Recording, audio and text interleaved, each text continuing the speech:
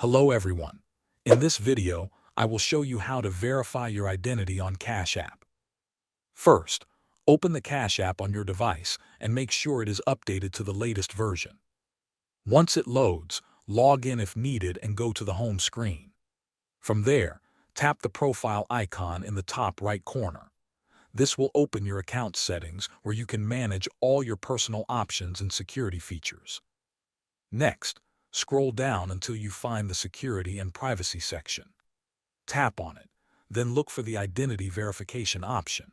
Select it to begin the verification process. You will now be asked to provide your personal details. Enter your legal full name, date of birth, the home address, and the last 4 digits of your Social Security number. Make sure all information matches your official documents to avoid delays. After that, you may be asked to verify your identity using your ID. Use your phone camera to take clear photos of the front and back of your driver's license, passport, or state ID. Ensure there is no glare and all details are readable. You will also need to complete a quick selfie step so the system can match your face with your ID. Once you submit everything, Cash App will review your information. This process may take some time, and you will be notified when your identity is successfully verified. Thanks for watching.